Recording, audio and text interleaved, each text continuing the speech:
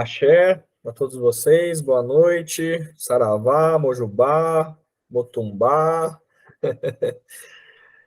Axé. Axé, É, axé, boa noite. boa noite.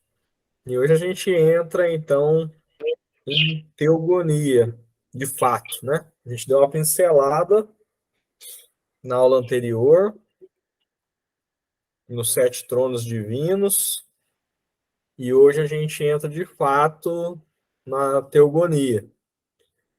E a gente, logicamente, começa pelo primeiro trono, em um grau de importância, que é o trono cristalino, o trono da fé, onde estão assentados os orixás Oxalá, pai Oxalá e mãe Logunã, ou Oiá Tempo.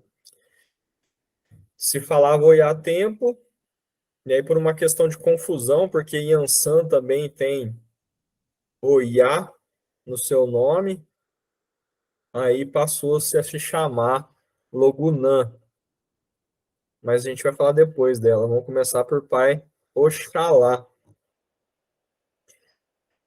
Oxalá, Senhor da fé, trono universal masculino da fé. Nosso pai, Oxalá. Não importa de quem a gente é filho ou filha, Oxalá é muito especial para todos nós, né? Oxalá, ele carrega, né, uma energia congregadora, magnetizadora, e até por essa energia, Pai Oxalá cativa todos nós de uma forma muito interessante. É um orixá que tem características muito peculiares, Oxalá. Oxalá, como eu disse, ele é universal da fé.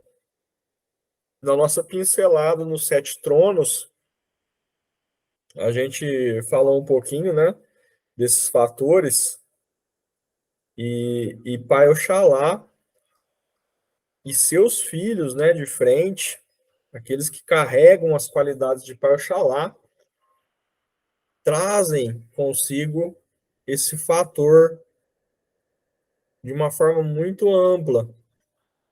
Eles são congregadores, eles são magnetizadores. E no nosso plano, no plano que a gente habita, a gente tem o fator positivo, o fator negativo, né, em todas essas energias, em todas essas malhas divinas que circulam o nosso planeta, que circulam o nosso universo.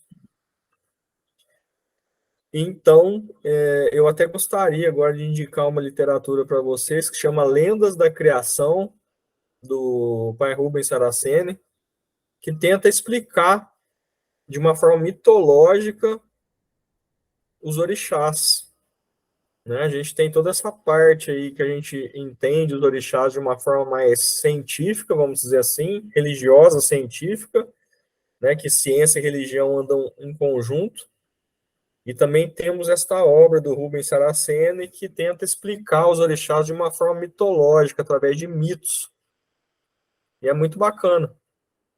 Nessa obra, fala lá em um trecho que Pai Oxalá é o primeiro, é o mais velho dos orixás. É o primeiro orixá a ser criado no interior de Olorum, né? Porque a gente considera a parte interna e a parte externa de Olorum, de Deus, né? E quando ele pensa em criar, quando ele tem o interesse de criar, quando ele tem a intenção de criar, ele exterioriza em seu, aliás, no seu interior, ele cria Pai Oxalá e exterioriza Pai Oxalá. O primeiro e mais velho. Exu contradiz. Exu contradiz porque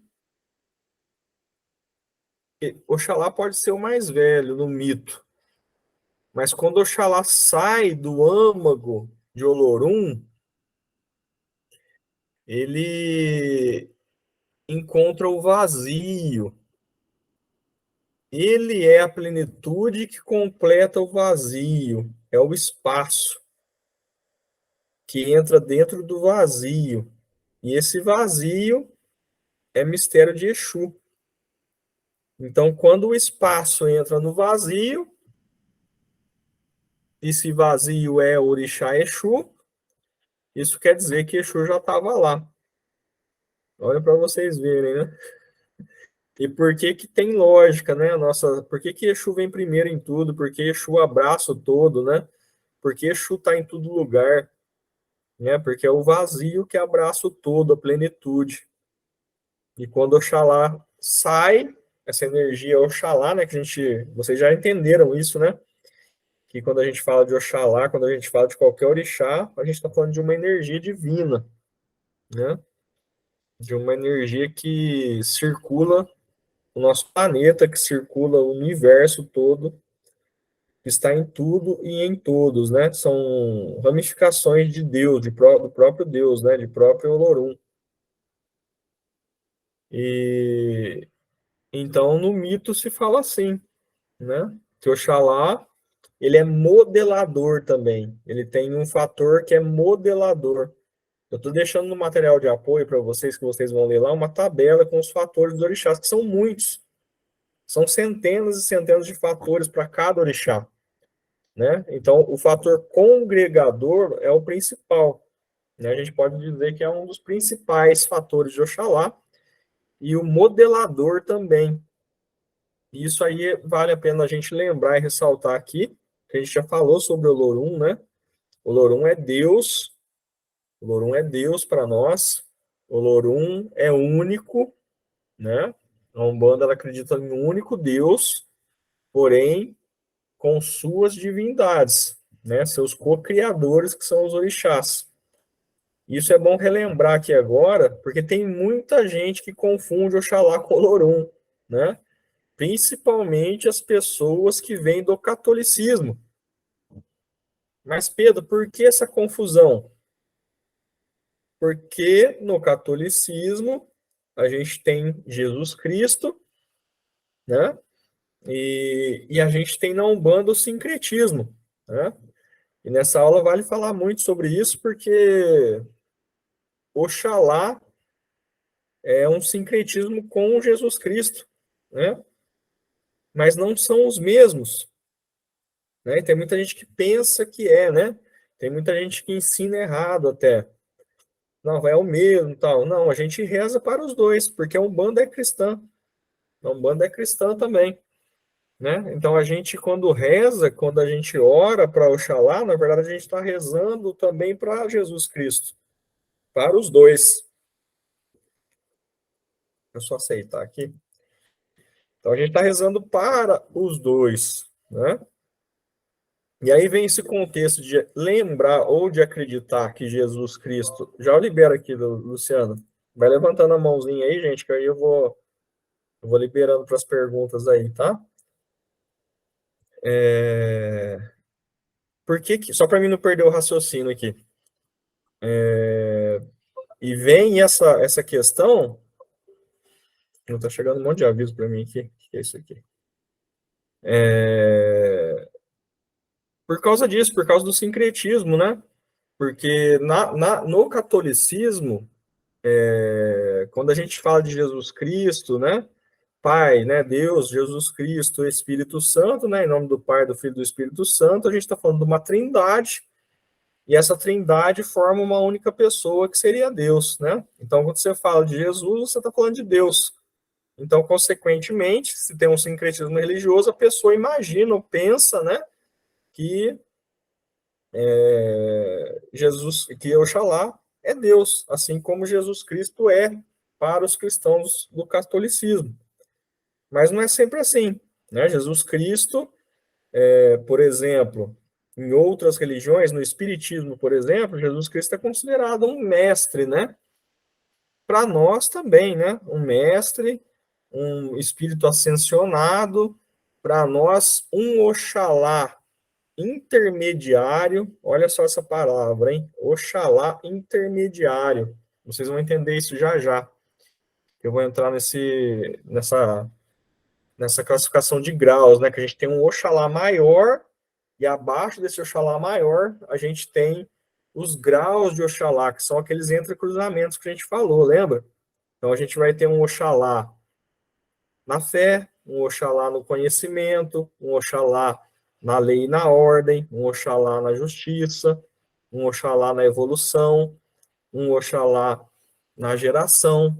A gente vai ter um Oxalá para cada um dos tronos. Então aí já são 7, né? É que nem se fosse sabe aqueles esquemas de multinível, né? De pirâmide, né? Multinível. Então é mais ou menos aquilo lá. A gente tem um Oxalá maior, a gente tem, né, todos os orixás, um deles, o maior, aquele que está no topo dessa cadeia energética, né, o co-criador, aquele maior, aquela energia universal, aquela energia cósmica, e aí abaixo vão vindo as ramificações. Aí a gente vai ter um Oxalá, como eu disse, para cada um dos sentidos, né? E assim sucessivamente para todos os orixás, tá? Mas como eu estava dizendo, então no sincretismo religioso as pessoas costumam trazer, principalmente aquelas que vêm do catolicismo, pensando que Jesus Cristo e Oxalá são a mesma pessoa. Isso não é verdade, até porque Jesus Cristo foi encarnado, né? Um mestre ascensionado, um espírito, logicamente, de grau elevadíssimo, né? Um Oxalá intermediário do amor, Jesus Cristo. Porque Jesus Cristo vai ensinar o que para a gente? Jesus Cristo vai ensinar o amor para a gente. Então, ele é um Oxalá, ele é um filho de Oxalá, um Oxalá intermediário do amor, nesse segundo nível, né? Ele alcançou um grau nesse segundo nível e se torna um Oxalá do amor. E Buda? Siddhartha Gautama, Buda é um Oxalá também, um Oxalá intermediário do conhecimento. Olha só, no campo de Oxóssi, né, do conhecimento, porque Buda veio trazer o que para a humanidade? Conhecimento. Olha para vocês verem, né? E quando a gente começa a falar disso, porque, como eu disse para vocês, Oxalá é congregador, magnetizador, e ele tem o polo positivo e o polo negativo. Esses dois que eu falei para vocês são Oxalás intermediários no positivo, né? Dentro do trono do amor, dentro do trono do conhecimento. Mas a gente tem pessoas também que são congregadoras, que são filhos de Oxalá no negativo. Olha para vocês verem que coisa, hein? E eu vou citar aqui um bem famoso que morreu há pouco tempo, que é o Bin Laden. Bin Laden é um congregador. Ele unia as pessoas na fé, né? No negativo, num trono oposto que a gente fala que é o trono da ilusão, do fanatismo. Olha para vocês verem, né? Só que com esse magnetismo que ele tem, que ele tinha, né?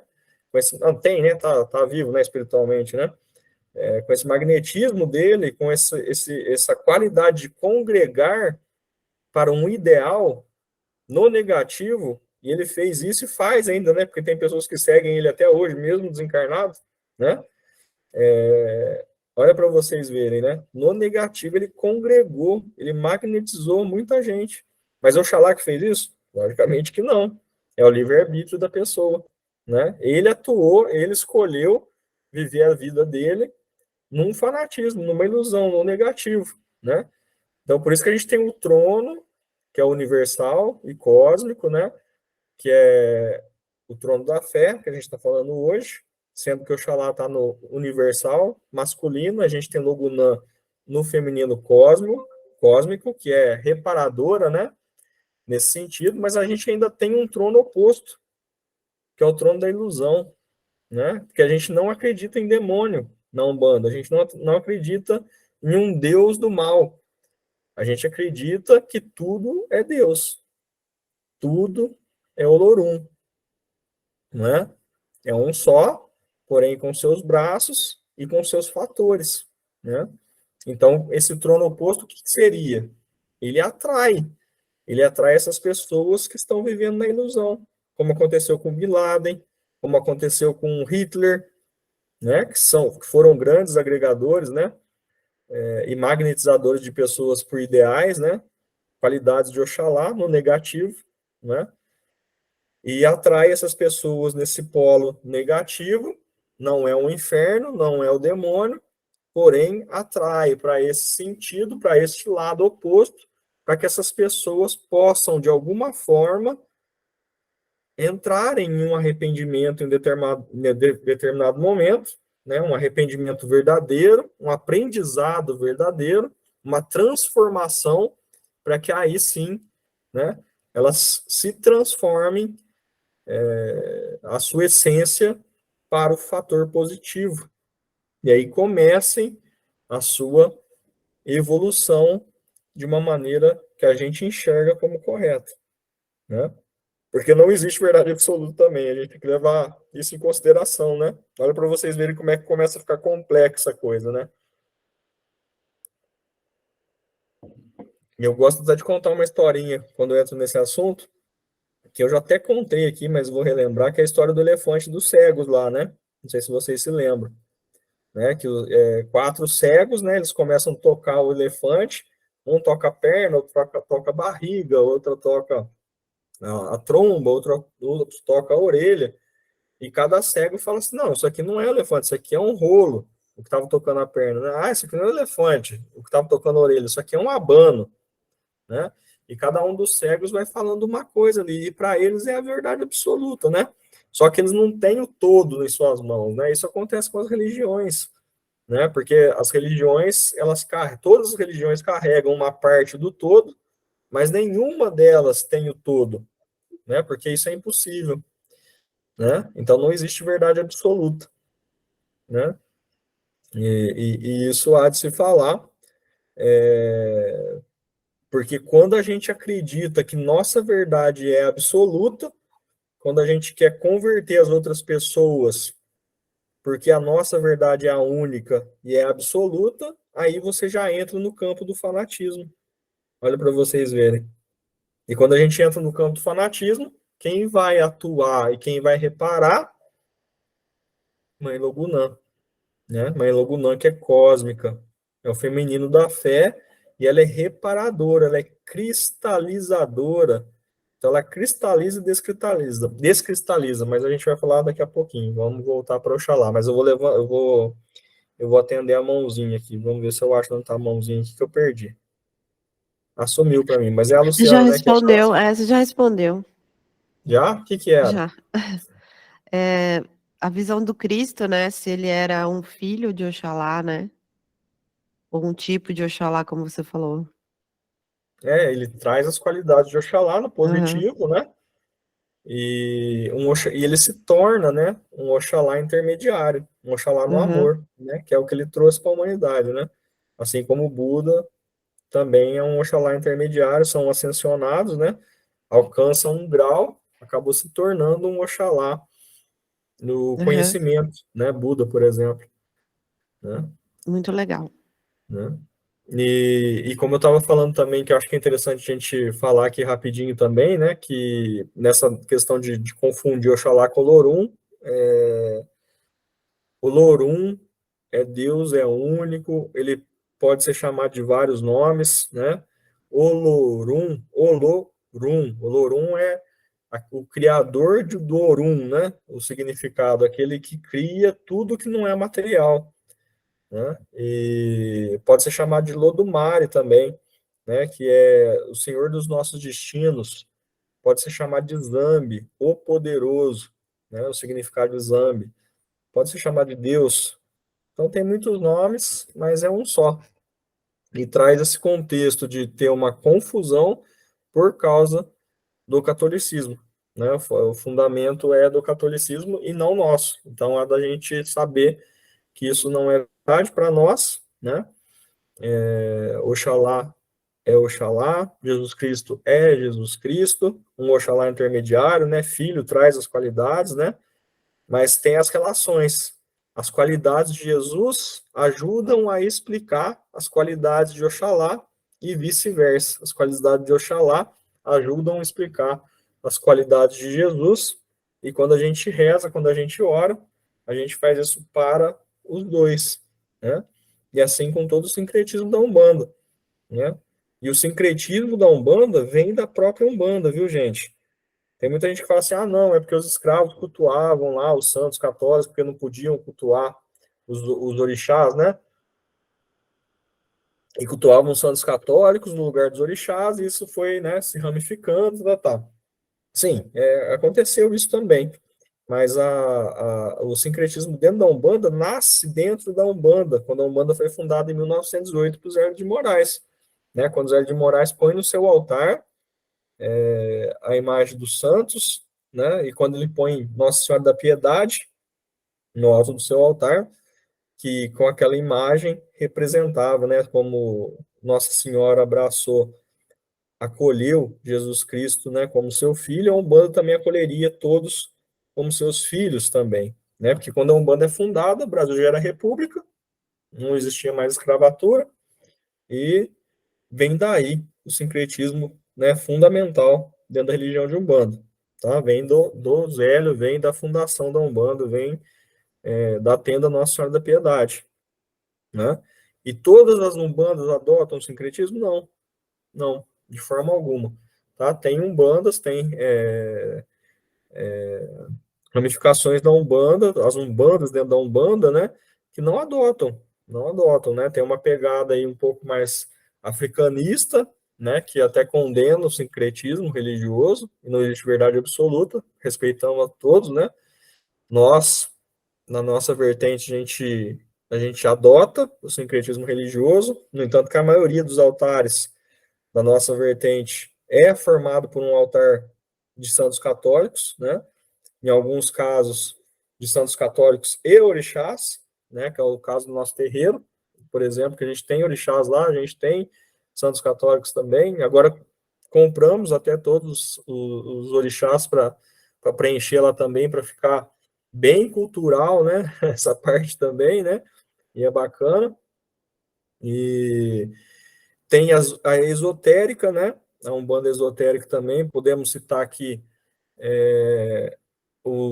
a tenda Mirim, lá no Rio de Janeiro, por exemplo, que é uma das mais antigas, foi fundada em 1924 pelo Benjamin Figueiredo, e ela adota aquela questão que coloca só a imagem de Cristo como um grande médium, né, a imagem de Jesus Cristo no altar, e não de outros santos nem de orixás.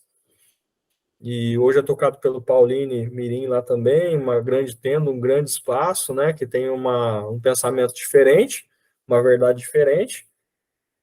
E é assim, e a gente respeita todas e adota todos, né?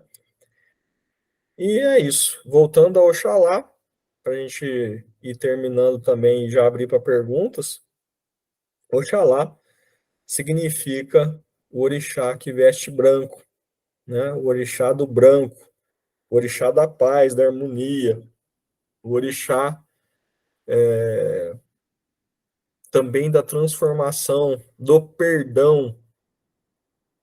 E Jesus Cristo também, né? Jesus Cristo também adota o perdão. É a própria fé para os cristãos católicos, e Oxalá é a própria fé para nós, né? Umbandistas aí e candomblecistas, né? Então, o Senhor do perdão também, Jesus. Jesus e Oxalá, né?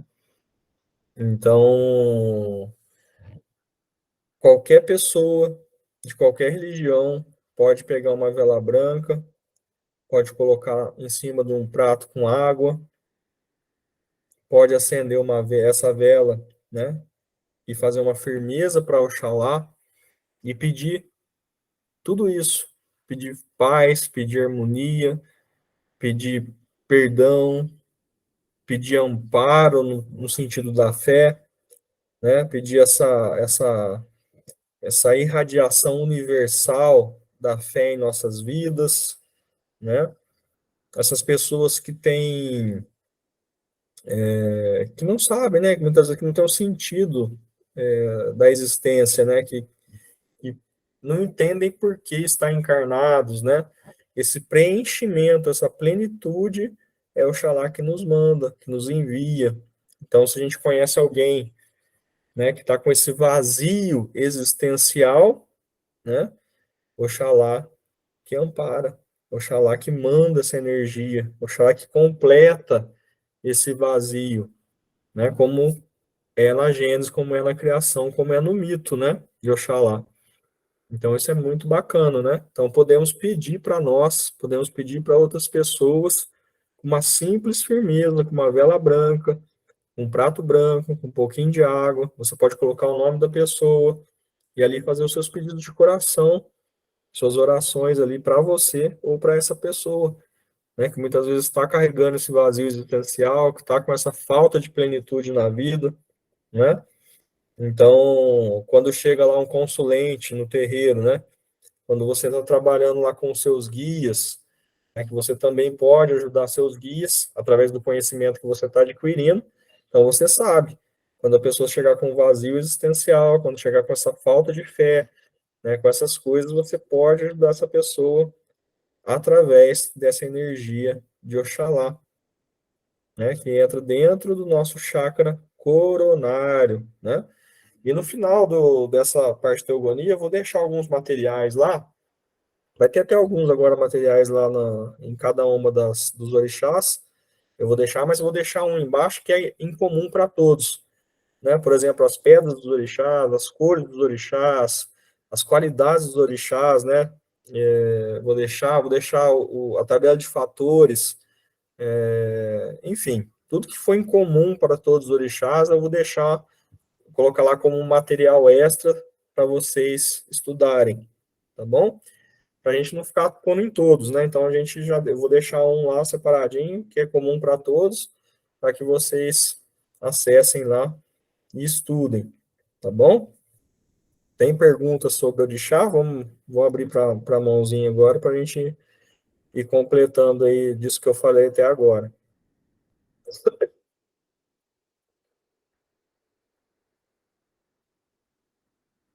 Não? Não é possível que eu estou explicando tão bem assim, gente do céu. Não é possível. Sempre tem alguma dúvida, sempre tem. Não, porque nas dúvidas que às vezes vocês abrem minha mente para mim entrar em algum assunto que às vezes eu estou esquecendo aqui, né? Mas eu acho que eu falei tudo que era pertinente ao Xalá aí, o que a gente precisa saber, né? Assim, pelo menos do básico, né? Do padrão, né?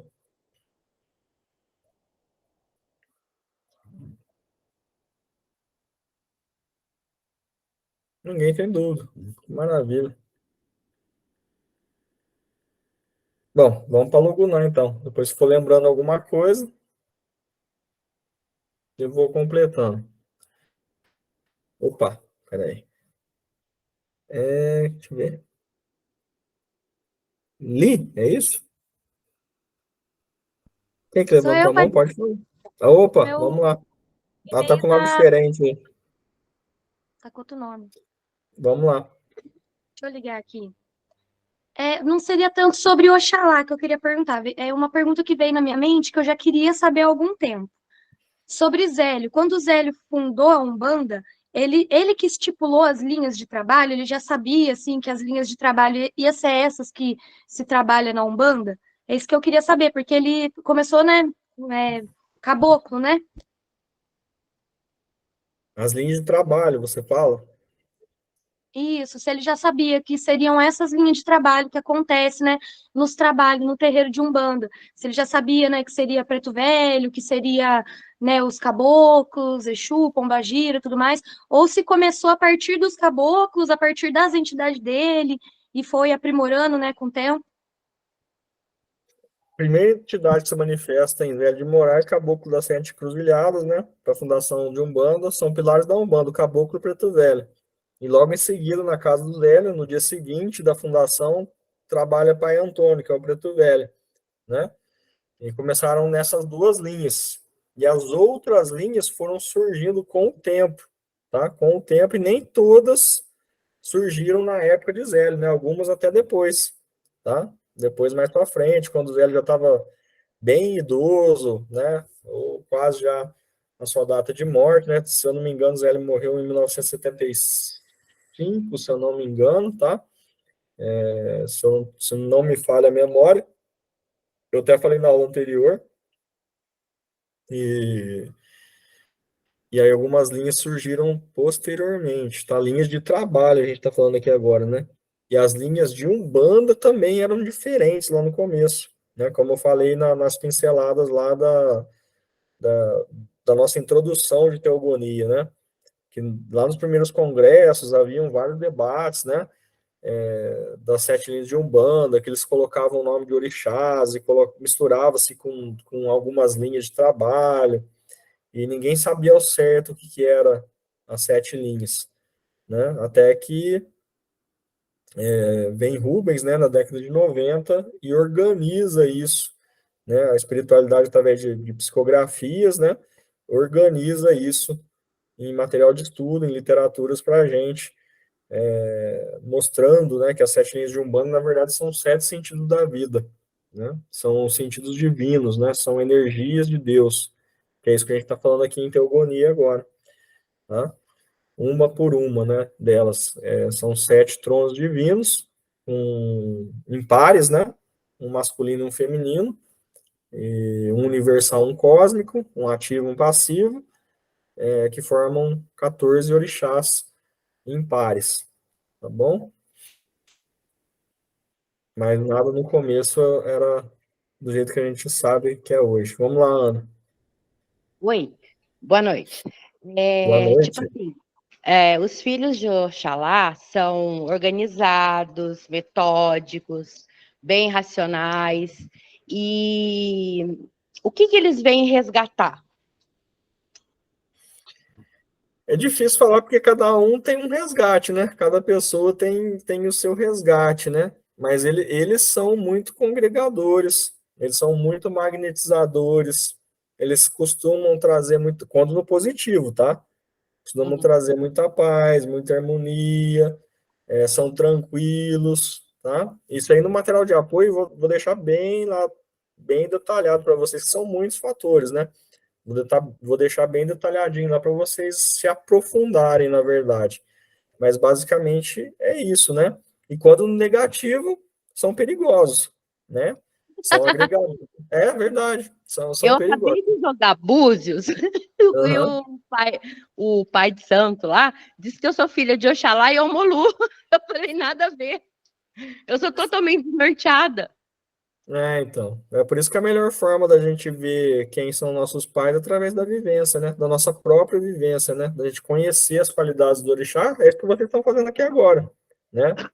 Dentro de Teogonia, vocês vão aprender cada um dos orixás, cada uma das qualidades, vão se aprofundar com os materiais de apoio que eu estou deixando para vocês lá em PDF, né? E aí vocês, na vivência, né? Na vivência, vocês vão batendo, né? Essas qualidades aí até vocês terem certeza absoluta. Isso ninguém tira de você, porque na verdade você mesma é quem vai dizer quem é seu pai e sua mãe, entendeu? Uhum. Mas assim, a gente na verdade é filho de todos, né?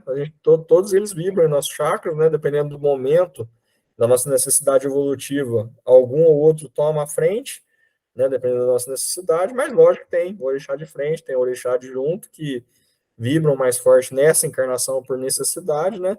E temos os ancestrais, que é o ancestral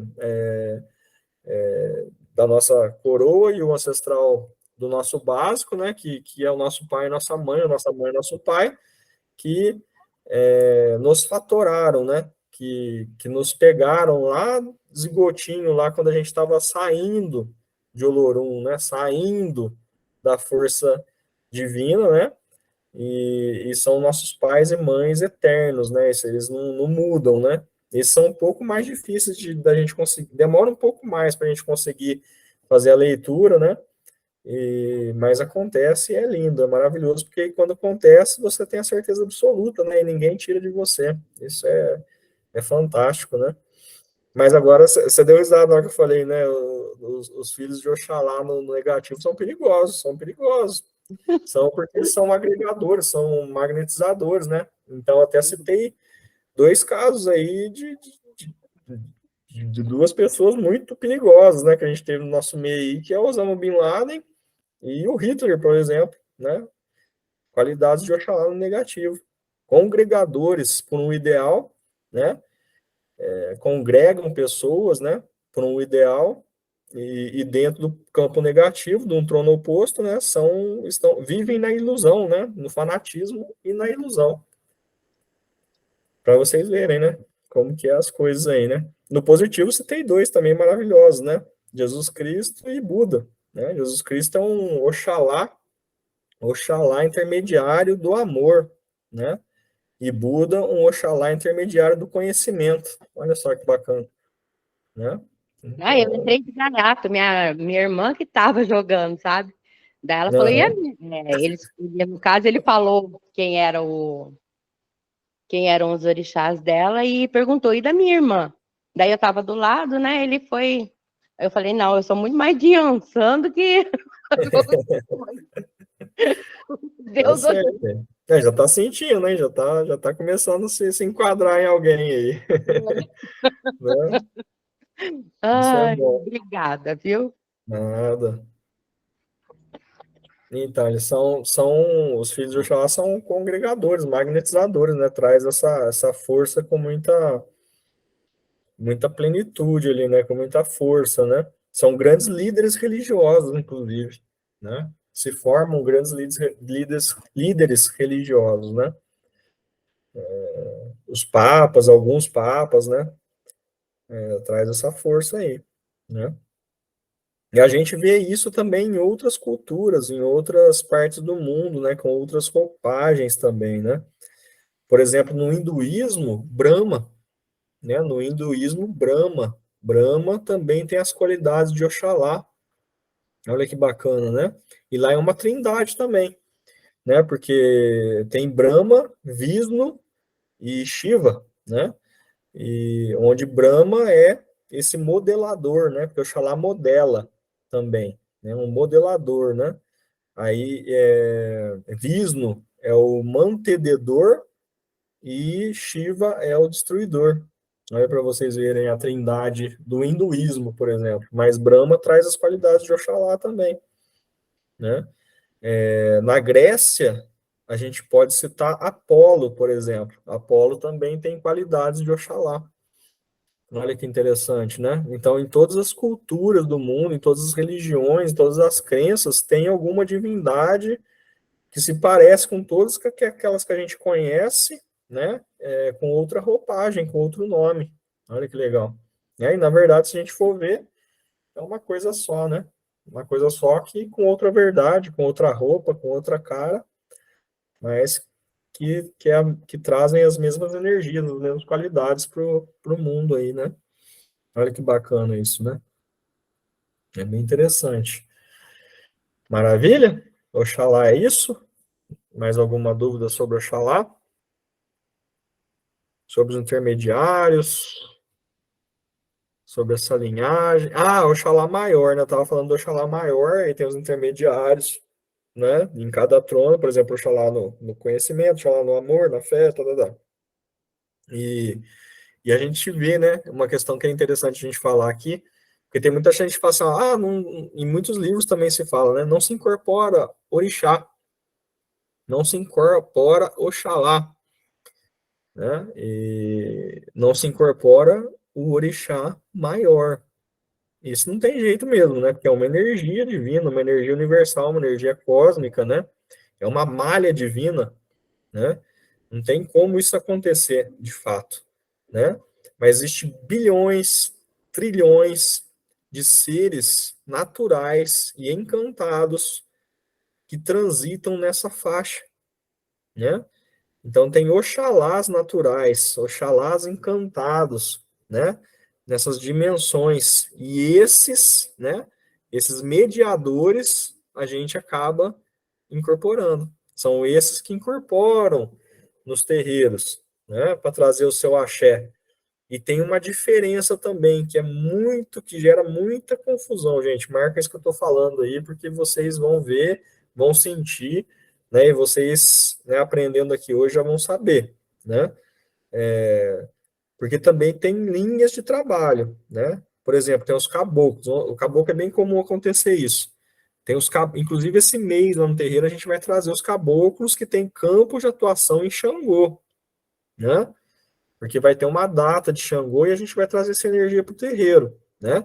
Só que é diferente, por exemplo, se vier um Xangô no início do trabalho trazer o seu axé, né? Um Xangô natural, um Xangô encantado, né? Esse Xangô natural, esse Xangô encantado, ele não se comunica, ele não fala, ele só dança, ele só traz o axé, ele só traz a sua energia rapidamente, se vai, e aí depois se manifesta o caboclo com campo de atuação em Xangô. Esse dá consulta, esse fala, ele é um caboclo, né, que tem uma força mais acentuada de Xangô. Olha para vocês verem, né, como é que vai ficando complexo, como a gente tem que saber as diferenças, né? Oxalá, a mesma coisa. Você tem Xangô aqui porque vai vir no trabalho. Mas Oxalá é a mesma coisa, né? Então se manifesta um Oxalá natural, se incorpora, né? Um Oxalá encantado, tá? E não é o orixá maior, não é. Isso de fato não acontece, tá bom? Isso ficou claro para vocês também? Consegui explicar direitinho? Maravilha. Os que incorporam, então, são naturais, são encantados, que são bilhões, trilhões, sei lá, não tem número, né? É uma coisa infinita com os cruzamentos aí, mas de dimensões, né? Paralelas, né? Dimensões, de outras dimensões, né? São intermediadores, são mediadores do campo da fé. Então não é o orixá maior, tá bom? Então, se alguém perguntar, incorpora o orixá? Incorpora, mas não é o orixá maior. São mediadores, são orixás naturais, né? Que transitam aí dentro de uma faixa natural, numa dimensão natural, e se manifestam para trazer o seu axé dentro das religiões aí que os permitem, né? Tá bom? Vamos para o Gunã, então?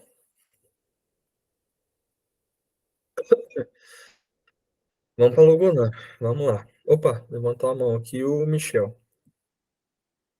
Vamos lá, Michel. Boa noite. Então, Pedro, deixa eu te perguntar, por exemplo, assim, na gira passada, né, a Sheila falou que no final do mês a gente incorpora os caboclos de Ogum.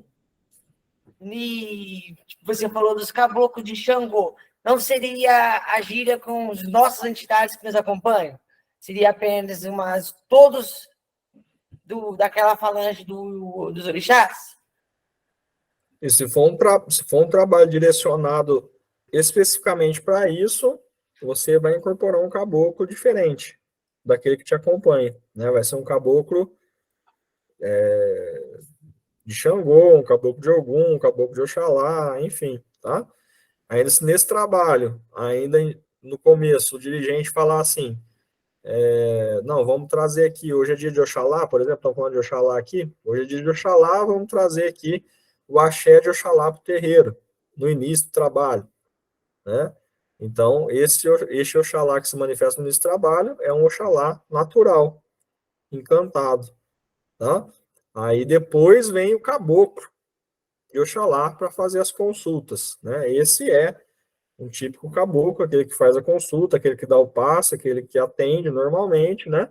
E isso pode ser em qualquer campo de atuação de qualquer orixá, tá? E isso pode acontecer também com outras linhas, não apenas com caboclo. A gente cita caboclo que é mais fácil de explicar, né? Mas isso pode acontecer com qualquer linha de trabalho, né? E os naturais, a mesma coisa, né? Como eu estava falando, existem os Oxalás intermediários, que hoje a gente está falando de Oxalá, mas isso acontece com todos os orixás, né? Tem o Oxalá da fé, tem o Oxalá do conhecimento, tem o Oxalá da lei e da ordem, tem o Oxalá da justiça, tem o Oxalá da geração. Então tem um Oxalá intermediário para cada um dos tronos, entendeu?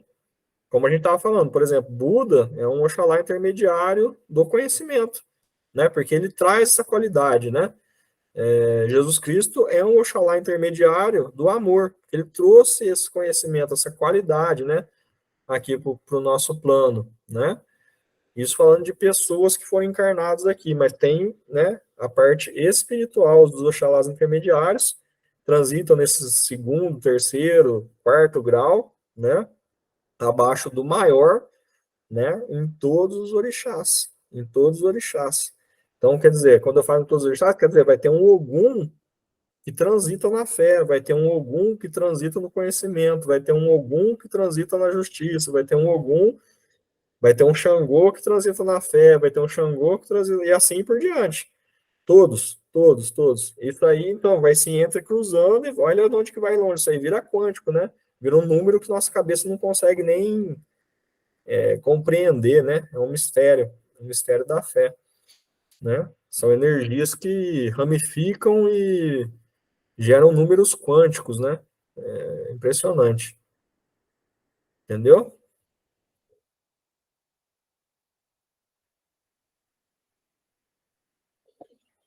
E aí depois tem o entrecruzamento, né?